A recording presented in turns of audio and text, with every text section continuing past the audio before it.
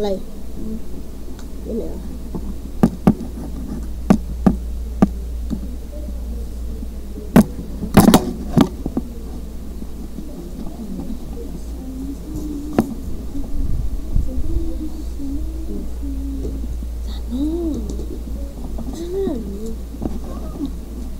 Assalamualaikum warahmatullahi wabarakatuh.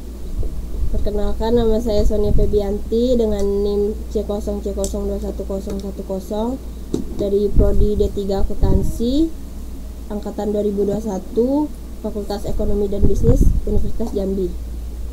Baiklah, di sini saya akan membuat penjelasan mengenai hukum bisnis di Indonesia untuk memenuhi tugas mata kuliah aspek hukum dalam bisnis dengan dosen pengampu Bapak Wirmi Eka Putra dan Bapak Adi Iksan Sukri Amri.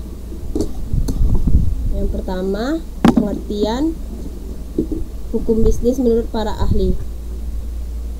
Yang pertama ada Abdul R. Saliman, hukum bisnis atau business law yang merupakan keseluruhan dari peraturan-peraturan hukum, baik yang tertulis maupun tidak tertulis, yang mengatur hak dan kewajiban yang muncul dari perjanjian-perjanjian maupun suatu perikatan-perikatan yang terjadi dalam praktek bisnis.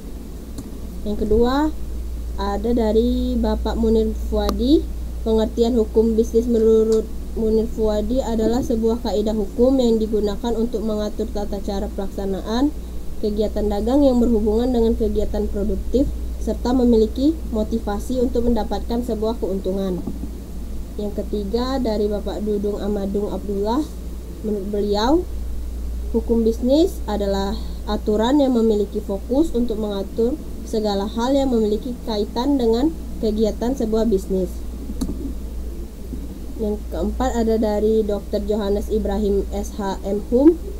Hukum bisnis merupakan seperangkat kaidah hukum yang diadakan untuk mengatur serta menyelesaikan berbagai persoalan yang muncul dalam kegiatan antar manusia, khususnya dalam bidang perdagangan.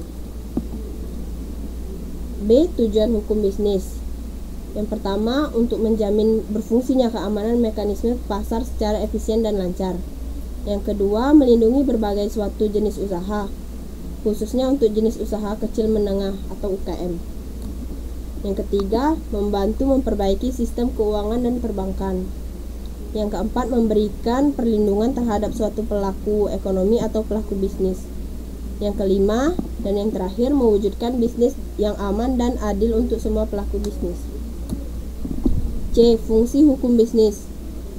Yang pertama, ada menjadi sumber informasi yang bermanfaat bagi pelaku bisnis. Yang kedua, pelaku bisnis dapat lebih mengetahui hak dan kewajibannya saat membangun bisnis, sehingga bisnisnya tidak menyimpang dari aturan yang ada dan telah tertulis dalam undang-undang. Yang ketiga, pelaku bisnis dapat lebih memahami suatu hak-hak dan kewajibannya dalam suatu kegiatan bisnis. Yang terakhir, terwujudnya sikap dan perilaku bisnis atau kegiatan bisnis yang adil, jujur, wajar, sehat, dinamis, dan berkeadilan karena telah memiliki kepastian hukum. D. Ruang lingkup hukum bisnis. Hukum bisnis itu sendiri meliputi bidang-bidang sebagai berikut. Yang pertama, ada kontrak dagang. Yang kedua, aspek hukum badan usaha. Yang ketiga, hubungan kerja. Yang keempat, hak kekayaan intelektual industri. Yang kelima, larangan monopoli dan persaingan tidak sehat. Yang keenam, perlindungan konsumen. Yang ketujuh, pajak. Kedelapan, pertanggungan. 9, penyelesaian sengketa niaga. 10, kebangkrutan. 11, undang-undang lalu lintas. Yang ke-12, hukum perbankan dan sekuritas. Dan yang terakhir, hukum perdagangan internasional atau perjanjian internasional. Sumber hukum bisnis. Terdapat dua sumber hukum yang berlaku di Indonesia, yaitu sumber hukum material dan sumber hukum formil. Yang pertama, sumber hukum material yaitu hukum yang dilihat dari segi isinya yang berasal dari faktor-faktor yang menentukan isi hukum, yakni kondisi sosial, ekonomi, agama, dan tata hukum negara lain. Yang kedua, ada sumber hukum formil, merupakan sumber hukum yang berkaitan dengan prosedur atau cara pembentukannya dan secara langsung dapat digunakan untuk menciptakan hukum.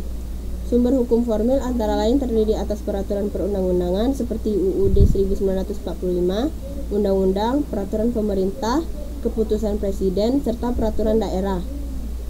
Traktat yakni perjanjian antar negara yang dibuat dalam bentuk tertentu. Doktrin dari ahli hukum dan jurisprudensi, yaitu putusan hakim. Untuk contoh kasus dapat kita ambil dari kasus Biore, yaitu kasus trademark atau merek dagang. Kasus ini melibatkan dua perusahaan, yaitu perusahaan Biore dan Biorvi. Permintaan pembatalan merek yang diajukan Kao Corporation sebagai produsen sabun pencuci muka merek Biore dinilai terlalu mengada-ngada karena merek Biorvi yang diproduksi PT Sintong Abadi merupakan merek produksi sabun cuci piring dan pembersih lantai. Pada prinsipnya tidak ada persamaan jenis produksi antara sabun pencuci muka merek Biore dengan pembersih lantai dan sabun cuci piring merek Biorvi. Ungkap kuasa hukum tergugat PT Sintong Jaya Abadi.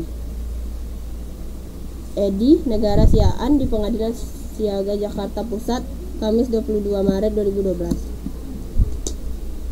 Kemudian peruntukannya saja sudah berbeda. Bagaimana bisa dikatakan ada persamaan dan lagi namanya juga tidak sama. Selain itu, lanjutannya tidak ada niat untuk mendompleng ketenaran atau popularitas merek Biore yang diproduksi perusahaan penggugat. Kuasa hukum PT Kao Corporation Nidia Kalangi mengatakan belum bisa berkomentar atas jawaban tergugat tersebut.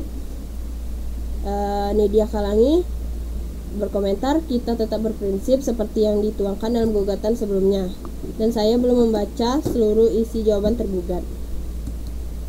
Menurut ia, tidak ada lagi alasan bagi penggugat untuk menyatakan ada persamaan merek yang menyebabkan masyarakat bingung dengan adanya merek Biorvi yang diproduksi perusahaan tergugat.